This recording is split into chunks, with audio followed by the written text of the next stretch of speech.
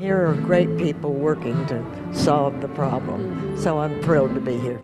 It was late 2016 when the former First Lady was honored by the Houston group Children at Risk for her work with kids. 91 at the time, Barbara Bush was as vital as she'd been all her life. The Bushes were married in 1945, shortly after the conclusion of World War II. She was just 20 years old. But their travels quickly turned to the Texas oil business in Midland, Odessa, and then later Harris County, where George Bush found politics and was elected to Congress in 1966. Over the coming decades, they would travel the world representing the United States before turning their sights to the White House, first as the Vice President and Second Lady during the Reagan-Bush years. I accept your nomination for president. Then the 1988 presidential election. 1 out of 6 Americans literally cannot read above the 5th grade level. That's terrible. Barbara Bush made literacy her cause while in Washington and beyond. She would later champion homelessness, AIDS awareness, the elderly, and school volunteers. She was also a fierce protector and advocate for her family, certainly during the presidency of son George W. Bush and on the stump for her son Jeb's presidential campaign.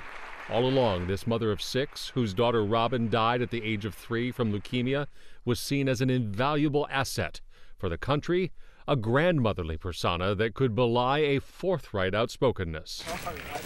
And biting wit. When a Bush dog park was dedicated near Houston in 2011, her political commentary was close at hand. We have a very nice little gated area with bags every place. But you'd be surprised, the Houston Chronicle and the New York Times are perfect for picking up. Her later years brought increasing health concerns for Mrs. Bush. She battled Graves' disease, chronic obstructive pulmonary disease, or COPD, and congestive heart failure.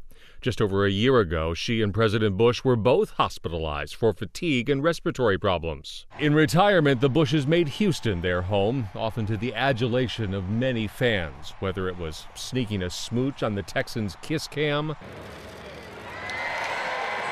to tossing out the first pitch for the Astros after President Bush broke his neck in 2015. Very special.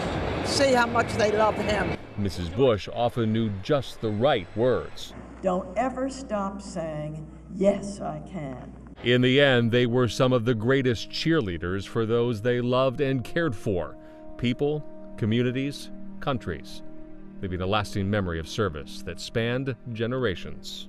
In Houston, Tom Zizka, Fox 26 News.